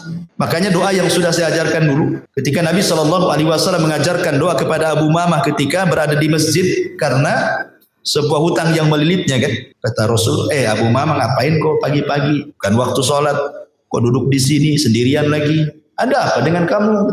Kata Abu Umamah, humumun lazimatni wa duyun. Karena bingung aku Rasul. Banyak hutang aku Rasul. Apa kata Rasul? Gimana kalau kuajarkan kepadamu beberapa kali, maka akan menghilangkan kebingunganmu dan akan melunasi hutang-hutang. Maka Rasul mengatakan, Allahumma inni a'udzubika minal hammi wal hazan. Ini yang pertama diajarkan Rasul. Ya Allah, aku berlindung dari kamu dari ham, kebingungan, wal hazan, dan kesedihan. Karena bingung dan sedih ini salah satunya dibuat oleh setan. Dibuat oleh orang itu bingung sama setan. Dibuat orang itu sedih sama setan. Ya, jadi setan itu masuk dalam kebingungan. Makanya kita berlindung kepada Allah dari dua perkara ini. Ya. Kemudian juga setan berusaha untuk merusak rumah tangga orang. Makanya iblis itu punya istana di tengah lautan. Setiap hari dia utus apa? Sarayah, kata Nabi. Pasukan-pasukan khusus dia diutus untuk menggoda manusia. Yang satu menggoda jangan sholat, yang satu menggoda jangan sedekah, yang satu menggoda jangan zakat, yang satu menggoda jangan puasa, yang satu menggoda supaya marah-marah dan begitu seterusnya. Setelah satu hari mereka berusaha menggoda manusia, laporlah kepada setan Tuhan mereka. Ya iblis, ya Tuhan iblis, saya sudah menggoda dia. Dia tidak sholat. Iblis biasa-biasa saja. Ya, kenapa kok saya sudah menggoda dia sampai dia tidak sholat? Kok Anda tidak bahagia? Ya ngapain kok goda? Dari dulu pun tak sholat dia katanya. Nggak, biarkan saja kan gitu. Nah, artinya bahwa iblis nggak takjub dengan perkara-perkara itu. Ketika ada satu orang berhasil, ya Tuhan iblis, aku farraqtu baina zaujain. Aku berhasil memecahkan, membuat perang antar suami istri sampai bercerai keduanya. Langsung berdiri iblis tuh. Berdiri begini. Begini nih. Diambil pialanya, diletakkan di kepalanya, anta kata. Oh, kamu sebaik-baik orang terdekatku. Kamu sebaik-baik orang terdekatku. Dipeluknya dia. Menunjukkan apa ikhwan? Menunjukkan bahwa iblis suka kalau seandainya anak buahnya mampu menceraikan suami istri. Kenapa? Karena korbannya banyak. Kalau orang tidak sholat, dia saja korbannya. Kalau orang tidak puasa, dia aja korbannya. Kalau orang tidak sholat malam, dia aja korbannya. Kan gitu ya. Tapi kalau suami istri kemudian retak, kemudian cerai, kemudian banyak anaknya, istri korban, suami korban, anak-anak pun korban. Istrinya nikah lagi, tidak punya tanggung jawab dengan anaknya karena suami barunya tidak suka dengan anak-anaknya. Bapaknya nikah lagi, tak tanggung jawab anak-anaknya. Ini anak-anak terlantar, datang iblis sini nah, jadi anak angkatku aja. Jadilah dia anak iblis. Bahaya ikhwan. Ya, makanya kebanyakan orang-orang yang bercerai kalau tidak tanggung jawab orang tuanya, masalah itu anak-anak. Kecuali memang orang tuanya Memang tanggung jawab, walaupun dia bercerai, tidak masalah. Ya, tapi dia masih tanggung jawab, dipondokkan anaknya, dikirimi uang dan begitu seterusnya kan, jadi baik gitu ya. Tapi kalau dua-duanya tanggung jawab dan kebanyakan seperti itu, akhirnya jadi anak angkat iblis jadi kan. Jadi ini juga termasuk bagaimana syaitan masuk dalam perpecahan rumah tangga. Ya, termasuk juga masuk pada ibadah manusia, terutama para wanita yang sedang haid. Memang wanita yang sedang haid itu kan mereka tidak puasa, tidak sholat. Sehingga mereka dibuat lalai sama setan, tidak mau zikir. Padahal kan walaupun tidak sholat, tidak puasa, wanita itu kan bisa dia zikir, bisa baca Quran dari hafalannya, kan itu ya, bisa berdoa dari hafalannya, tapi dilalaikan semuanya. Ya ma'asyiral muslimin, yang termasuk juga setan masuk kepada aurat manusia, dibuatnya telanjang manusia itu ditampakkan auratnya, dan ini yang paling berhasil setan. Ya. Tidak ada tempat di dunia ini kecuali antum memandang aurat. Di mana coba? Tempat yang tidak antum memandang aurat tidak ada. Antum baru keluar dari sini aja nih ke situ dan nampak aurat orang. Masuk pasar lebih parah lagi. Masuk mall naudzubillah lagi. Kan itu. Tidak ada, itu setan berhasil di situ. Ya. Enggak laki-lakinya, enggak perempuan. Sama saja. Kemudian juga selain daripada itu setan juga bahkan mengganggu anak kecil yang baru lahir. Dengan cara apa? Menusuk lambung sebelah kirinya. Tusuk tuh sampai nangis. Makanya setiap bayi lahir pasti nangis. Kenapa? Ditusuk setan tuh sebenarnya. Tapi tidak memudaratkan tusukannya, hanya memberitahu aku musuhmu loh. Itu aja.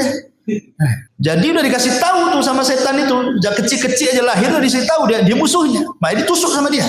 Makanya Nabi SAW mengatakan dalam riwayat Bukhari Muslim, "Ma min maulud yuladu illa wasyaitan yamussuhu hina yulad." Tidak ada satupun bayi yang dilahirkan kecuali setan pasti akan menusuknya dia. Kecuali Maryam dan anaknya Isa ibnu Maryam. Ya, tidak bisa ditusuk setan dua orang, Maryam dan putranya. Ya. Kemudian juga di antara usaha setan untuk menggoda Bani Adam itu masuk kepada apa? Perkara-perkara bagaimana orang itu dilalaikan dari ibadah, zikir, baca Quran, dibuatnya futur orang. Orang dibuat futur ya.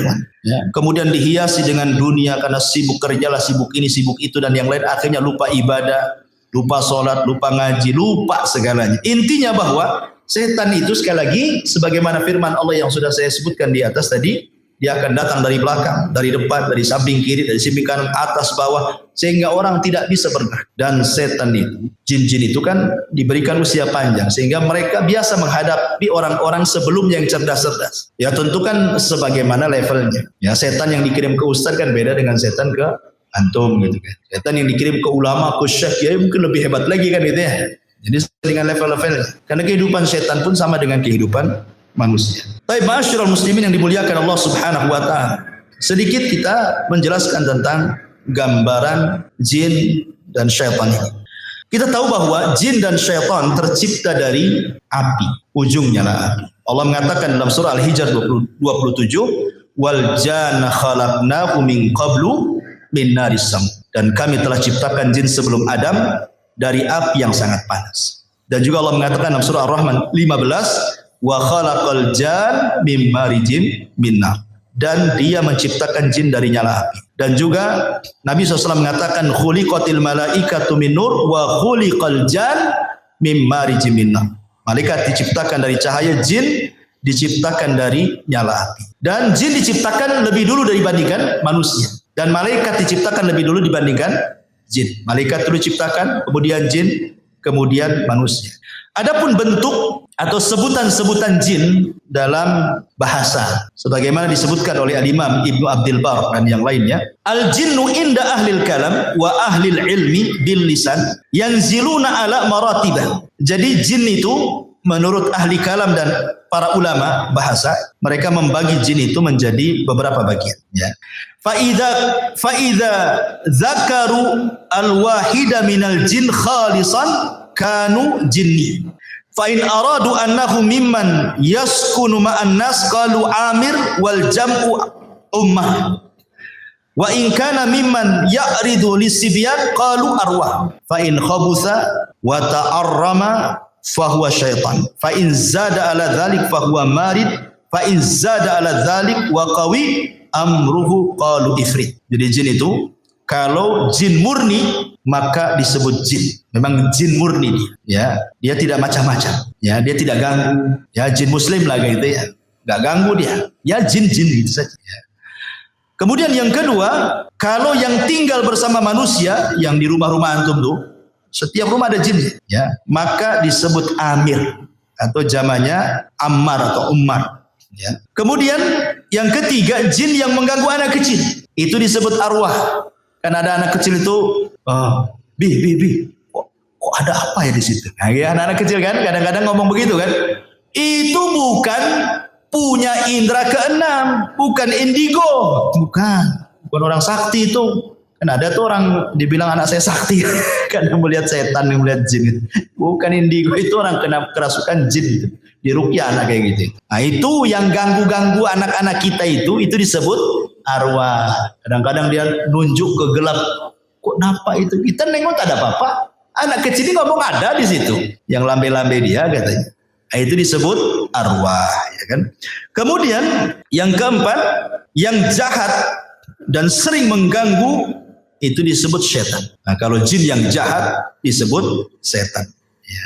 Kalau yang di atasnya setan lebih jahat lagi, itu disebut marid. Sampai ada dukun Yaman yang paling sakti, dia pernah menyihir ulama sampai bukulnya itu berapa meter pakai kain. Itu jarumnya berapa ribu jarum dikubur di kuburan. Tobat dia cerita dukun nih, habis tobat karena dia nyesel, mengusir ulama masalahnya kan. Tobat dia menceritakan, ya, tentang ditanya soal jin yang tidak mungkin beriman sama sekali. Dia mengatakan namanya marid. Itulah yang kemudian oleh Nabi SAW disebut bahwa kalau datang bulan Ramadan, maka setan-setan diikat. Siapa yang diikat? Jin marid ini yang diikat. Karena ini jin yang paling jahat. Dia tidak ada jin marid yang beriman. Jahat sekali mereka. Ya, makanya diikat jin-jin yang ini. Tapi yang lain-lainnya tetap aja dilepas. Ya. Jadi tidak semua setan diikat di bulan Ramadan. Ya, karena ada hadis yang mengatakan, ketika Rasul mengatakan idza ja'akum Ramadan futihat abwabul jannah wa ghuliqat abwabun niran wa sufidatis syayatin, dan setan diikat. Di riwayat yang lain maradatus syayatin, jin yang marid itu yang diikat, yang jahat sekali. Ya, makanya di bulan Ramadan wajar masih ada juga orang yang tak puasa kan. Ah, itulah jin yang lepas tuh yang tak puasa, ya kan. Kemudian yang paling jahat lagi, di atasnya marid ada lagi dan lebih garang lagi dia. Itu disebut ifrit. Dia kuat. Makanya di zaman Nabi Sulaiman apa kata ifrit? Aku bisa pindahkan istana Balkis sebelum kau berdiri katanya. Ya kan? Saking kuatnya. Itulah bawahannya iblis, ifrit. Dia bisa pindahkan istana Ratu Balkis sebelum Sulaiman berdiri lagi. Nah, itu istilah-istilah yang disebutkan para ulama. Kemudian juga Nabi SAW mengatakan al-jinnu salah satu asna. Jin itu ada 3 jenis. Ya. Sinfun lahum ajnihatun yatiruna fil hawa wa sinfun hayyatun wa kilabun wa sinfun yahilluna wa yat'anun. Nabi SAW mengatakan dalam riwayat Tabrani dan Al-Hakim dengan sanad yang sahih, jin itu 3 kelompok. Yang pertama jin yang bisa terbang. Jin itu bisa terbang. Makanya kenapa mereka punya maqaidu di sam'i, di atas awan mereka punya pos-pos. Mereka terbang ke awan. Ya, kemudian mereka buat pos di atas awan. Nanti dari pos itulah mereka saling panjat pinang. Ya, satu jin ke jin sampai ke langit. Kemudian yang paling atas mendengarkan ucapan malaikat. Disitulah mereka mencuri dengar. Kemudian akhirnya disampaikan ke jin yang bawahnya sampai yang di pos yang di atas awan itu. Baru setelah itu dia turun ke bawah terbang, cari dukun. Kemudian jualanlah kalimat-kalimat bani piro kan itu. Ini saya punya kabar bagus. Terjadi kerjasama antara jin dan dukun. Itu pun kalimat yang hak dicampur adukan 99 kedustaan. Ya, baik. Kemudian ada jin yang berbentuk ular dan anjing. Ya, ada jin itu yang berbentuk ular dan anjing. Bahkan Syekhul Islam Ibnu Taimiyah rahimahullahu taala bahwa jin itu bisa menyerupai apa saja. Bisa menyerupai apa saja. Kecuali Nabi. Enggak bisa. Jin tidak bisa menyerupai Nabi. Tapi selain Nabi bisa. Ya, bisa menyerupai. Makanya kenapa saya pernah bertanya kepada salah satu guru saya waktu saya belajar di Yaman, belajar kitab Fathul Majid, Syarah Sahih kitab Tauhid. Jadi saya tanya, namanya Syekh Adnan. Ya, Syekh, saya kebiasaan di kampung saya cerita agak panjang cerita. Waktu saya di kampung di Jawa Barat di Majalengka, ada tukang mabok. Ya. Jadi zaman dulu preman-preman itu mereka bukan kayak sekarang merek-merek homer itu kan macam-macam ya. Kalau dulu kan paling tinggi cap janggut, ya kan? Anggur cap janggut, ya, kalau dulu kan. Itu sudah mabuk tuh minum itu. Jadi preman-preman desa ini buatlah lomba mabok-mabokan. Karena satu botol tidak puas, akhirnya apa? Dicampur dengan spiritus. Jadi campur dengan spiritus. Kurang kuat juga dicampur dengan pil BK. Itu pil BK untuk anjing gila. Jadi dioplos tuh. Bayangkan, anggur, kasih spiritus, kasih pil BK. Gimana? Overdosis mati. Mati kepala preman itu mati. Beberapa orang mati, preman juga mati itu gara-gara overdosis. Jadi zaman bahula kan, zaman dulu itu, preman tuh paling takut dengan hantu. Orang-orang dulu kan takut kalau cerita-cerita setan. Karena banyak tahayulnya orang-orang desa. 1 minggu nggak ada orang berani keluar. Gara-gara kematian itu. Karena nggak wajar matinya kan. Akhirnya banyaklah tahayul. Orang-orang desa, oh katanya aku melihat preman itu sedang duduk di jembatan. Ya, di tempat saya itu ada namanya jembatan Harewos. Nah, di situ ada, di Harewos itu katanya ada dia sedang duduk. Jadi saya tanyakanlah cerita ini kepada Syekh Adnan. Mungkin nggak saya bahwa orang mati ini bisa hidup lagi? Karena ini cerita nyata gitu. Ini dongeng dari desa saya. Ya, di Majalengka sana. Katanya saya itu mungkin saja. Tapi bukan orang mati itu hidup lagi, bukan itu. Tetapi itu adalah jin korin. Setiap manusia itu punya jin korin, kata Syekh. Nah, yang tahu tentang sifat kita, ya bentuk kita itu jin korin kita, karena sejak lahirnya sudah ada pada badan kita kan gitu. Sehingga dia tahu sifat kita, bentuk kita apa. Jadi kan dia memungkinkan dia tasyakul persis seperti kita. Jadi ketika dia mati, jinnya ini sudah menakut-takuti orang. Karena sudah tugasnya selesai, memberikan waswas, orang sudah mati kan. Berarti jin ini keluar, dialah jadi jin yang bebas. Akhirnya nakut-takuti orang. Boleh jadi itu jin korin. Nah, jadi ada jin itu yang berubah bentuk seperti itu, kayak manusia. Bahkan Syekhul Islam mengatakan bahwa ada di sebuah tempat itu, di gunung-gunung, di lembah-lembah itu, jin-jin itu sengaja berubah bentuk jadi manusia, seolah-olah mereka menganggap penunggu di situ. Makanya dulu di zaman jahiliyah kalau lewat di sebuah tempat, maka mereka akan berlindung kepada penghuni tempat itu, kan orang jahiliyah itu. Wahai penunggu tempat ini, gitu kan. Tolong jangan ganggu saya, ya saya mau jalan. Akhirnya ngasih sesajen. Maka dari situlah turun ayat wa innahu kana rijalun minal insi ya'udzuna birijalin minal jinni fazaduhum rahaqa. Turun ayat itu. Ya. Dan ada sebagian kalangan dari manusia meminta bantuan, meminta perlindungan kepada sebagian jin, akhirnya menambah kekufuran. Yang anehnya lagi, jin yang dulunya dimintai perlindungan, jinnya masuk Islam, dianya masih kufur. Kan tidak tahu kalau jinnya masuk Islam, kan? Yang lain nggak nampak. Kan itu. Masyaallah muslimin yang dimuliakan. Kemudian juga yang ketiga, ada jin yang lepas dan berjalan ke sana kemari. Ya. Jadi inilah 3 jenis jin.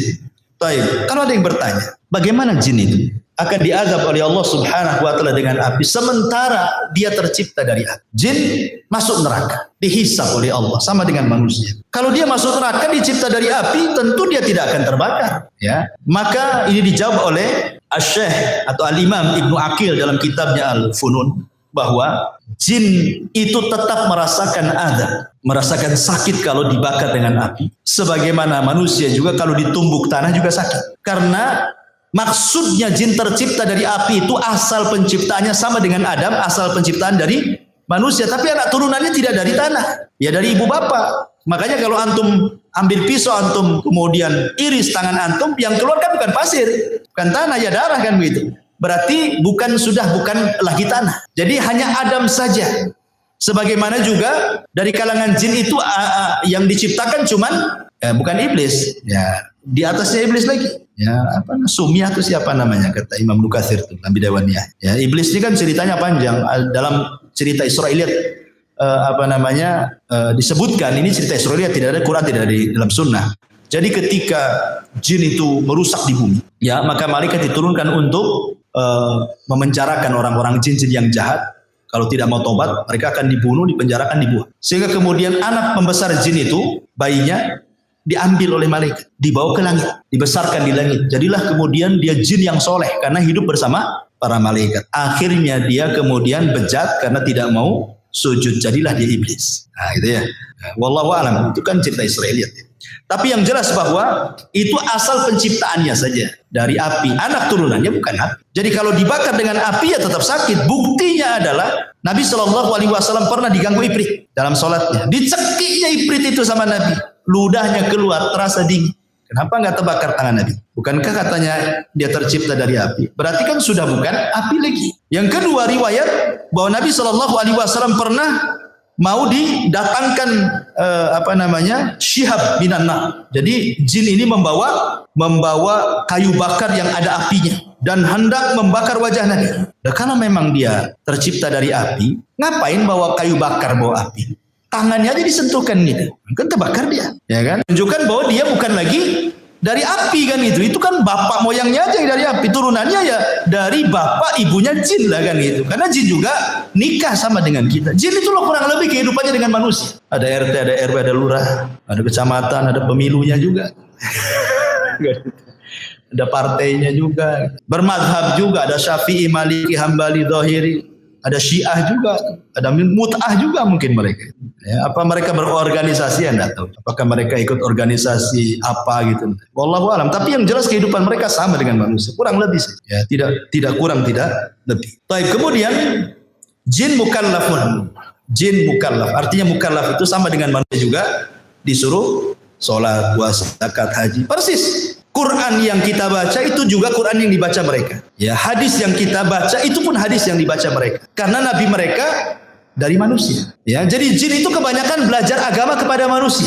Jadi kalau jin belajar agama kepada manusia jadi ustad. Tapi kalau manusia belajar ke jin jadi tukang sihir. Terbalik gitu. Ya. Jadi jin itu belajar agamanya kepada manusia.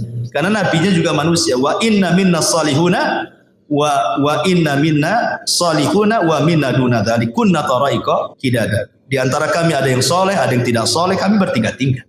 Kemudian juga makanan jin disebutkan dalam sebuah hadis Abdullah bin Mas'ud radhiyallahu anhu. Jadi ketika Nabi SAW diundang untuk ceramah di kalangan jin, bagaimana Rasul tahu bahwa di situ ada jin berkumpul ribuan? Ya tentu malaikat yang kasih tahu.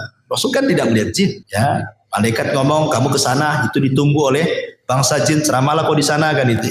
Nah, setelah Nabi SAW berceramah, ketika itu kemudian jin-jin ini bertanya soal makanan. Kata Rasul SAW, ya, maka Rasul mengatakan, lakum kullu admin dzakara smallah alaihi yaqa'u fi aidikum au farama yakunu lahman. Kata Nabi SAW, makanan kalian adalah tulang yang habis dimakan orang. Kemudian ketika sudah habis dagingnya, ketika dibuang ke tong sampah, orang ini membaca basmalah, kemudian dibuang. Nanti akan kembali daging. Ya, jadi antum kalau makan sop tulang, ya kan? Itu banyak tulangnya tuh, ya. Pokoknya yang tulang-tulang lah, tulang ikan, tulang apa, tulang iga. Ya. Ketika antum lempar ke tong sampah baca basmalah, supaya antum sedekah ke saudara antum dari kalangan jin. Sebab kalau antum baca basmalah, nanti daging itu akan balik. Cuman kita tidak melihatnya. Kalau melihatnya tak jadi antum buat. Mau balik lagi dagingnya, itu makan lagi. Tentu enggak, maksudnya kan yang lihat mereka saja. Ya, balik lagi tuh dagingnya dan itulah makanan mereka. Cuman kadang-kadang kita bakhil, ya. Di prestonya pula lah ikan itu. Tulang-tulang yang tuh makan.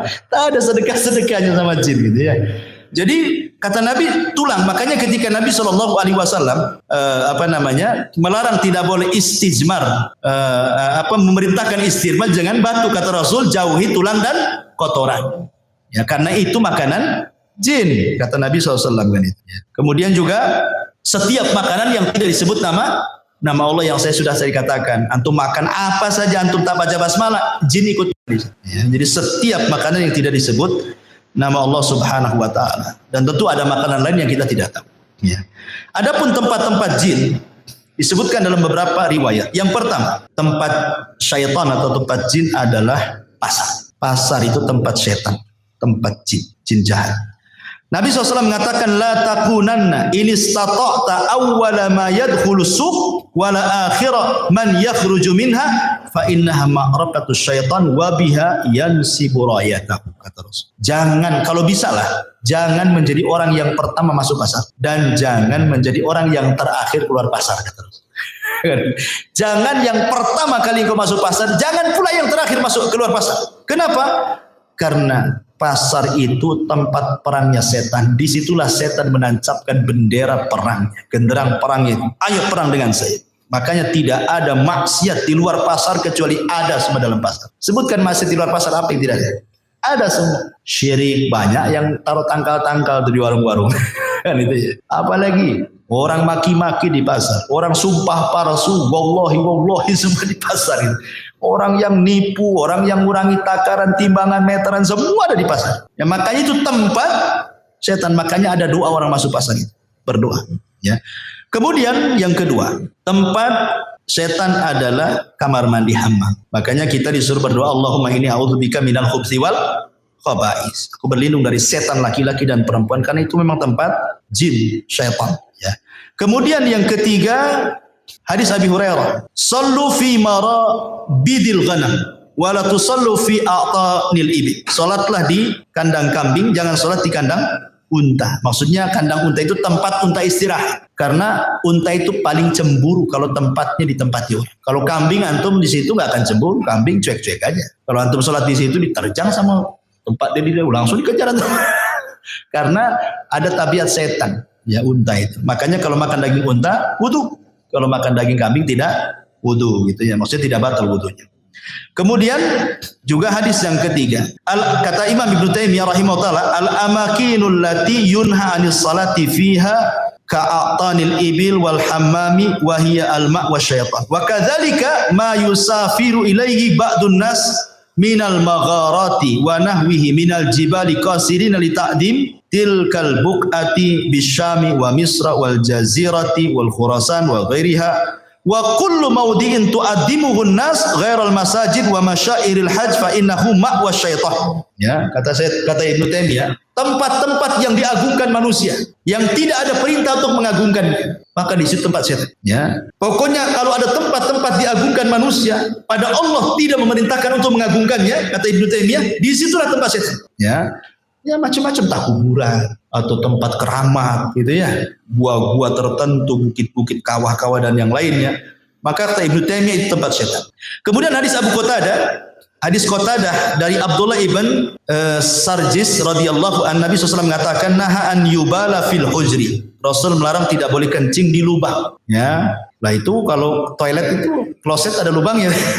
Bukan, maksudnya di tempat yang terbuka, maksudnya tadi hutan, tadi padang pasir, ada lubang di situ kan, jangan kencing di lubang. Kata Qatadah ketika ditanya kenapa, alasannya, maka beliau mengatakan innaha masakinul jin, bisa saja di situ dijadikan tempat jin. Ya, pokoknya kalau kencing lihat-lihat ada lubang enggak, takutnya lubang ular pula juga di situ kan, keluar bahaya tuh ya. Kemudian Imam Nawawi juga mengatakan as-salatu fi ma'was syaitan makruhatun bil ittifaq. Salat di tempat yang di situ sudah dijelaskan tempat setan hukumnya makruh. Seperti tempat-tempat minuman khamar, diskotik, bar-bar, tempat maksiat. Nah, itu tempat setan di situ. Jangan salat di situ makruh, ya. Nah, jadi termasuk juga boleh mengatakan wal kanais wal biya'i wal khususi wa nahwi dzalik. Termasuk juga di kanais tempat-tempat ibadahnya non muslim, ya kan? Dan begitu seterusnya, tidak boleh salat di situ makruh hukumnya. Baik. Kemudian yang terakhir karena waktu juga membahas ya, tasyakul wa tasawur al-jin, bahwa jin bisa tasyakul, bisa beralih rupa karena izin Allah Subhanahu wa taala. Tetapi ingat bahwa tidak semua jin bisa beralih rupa kecuali sudah menghabiskan semua tenaga. Sebenarnya kalau jin itu beralih rupa ikhwan, berarti dia sudah lemah sebenarnya. Jadi kalau seandainya antum jalan kemana lah, di kuburan mana gitu, di Tamiang atau di mana gitu ya kan, kok nampak ada pocong gitu. Ya. Berarti itu jin setan itu sudah menghabiskan tenaganya, sudah lemah dia. Jadi nggak perlu takut lagi gitu maksudnya. Lemah kalau jin sampai kemudian beralih rupa terus sudah menghabiskan tenaganya. Ya. Jadi justru kalau makin berani dia lemah sebenarnya. Cuman kita tidak, kita yang takut kan gitu. Kemudian juga ada yang mengatakan dalam sebuah referensi itu bahwa sebenarnya jin itu beralih rupa karena dukun. Jadi di kalangan jin itu ada dukun juga. Jadi dia datang ke dukun jin, dimantra-mantrai, maka dia akan menjelma seperti apa. Jadi dukun itulah dukun dari kalangan jin yang merubah dia sehingga dia ingin jadi apa gitu ya. Dan itu akhirnya menakut-nakuti manusia. Ada juga jin itu berani lupa maksudnya mewarnai dirinya. Nah, diwarna-warnai dirinya supaya nampak, ada kaibat, ada apa gitu ya. Kalau kita jalan di kegelapan tuh seset, ada apa aja gitu ya. Tahu warna apa, bisa saja. Ya, karena sekali lagi mereka tidak bisa menyakiti kita. Mereka itu hanya menakut-nakuti saja. Ya, mereka menakut-nakuti dan mereka akan mencari semua media bagaimana kita tahu. Ya, entah lewat angin, entah lewat bayang-bayang, entah lewat suara, entah lewat mimpi, begitu. Nah, umpamanya seorang penakut dalam rumah nih, sendirian. Ya, pertama PLN mati. Yang kedua hujan lebat. Yang ketiga apa lagi? Tetangga pula anjing berisik. Hari Jumat kliwon lagi. Gimana? Kalau penakut ikhwan, padahal itu gorden tuh goyang-goyang kena angin. Antum sangka di situ ada setan kan itu? Ya memang ada setannya sebenarnya, karena setan itu akan masuk di bayang-bayang, digoyang-goyang, di suara angin, di suara apa saja, pokoknya setan itu berusaha menakuti antum supaya antum takut. Makanya Rasul mengatakan kalau antum lewat di sebuah tempat dan menakutkan, maka cukup mengucapkan bismillah wala tubali, kata Rasul. Bismillah, jangan pedulikan. Kata Rasul cuma simpel saja. Baca bismillah, jangan pedulikan. Banyak istri antum nih, ya takut ya. Kan ada wanita-wanita yang penakut. Mungkin karena sejak kecil sudah ditakut-takuti orang tuanya jangan keluar, nanti ada setan. Akhirnya sampai besar pun terpengaruh dengan bahasa itu. Nengok sinetron pula isinya susur ngesot kan gitu. Semua film setan juga. Akhirnya kan kepikiran tuh. Kata Nabi SAW, kalau umpamanya ke dapur dari rumah, lagi hujan, lagi banyak angin goyang-goyang, jangan pedulikan. Memang itu setan, kita tidak syak lagi itu setan dengan nakut-nakuti. Tapi Rasul mengatakan jangan pedulikan, baca basmalah, masuk kamar mandi, kencing, balik lagi, selesai. Ya, jangan sampai terpengaruh. Ya. Lagi panggil-panggil, siapa di dapur? Kacau itu ya.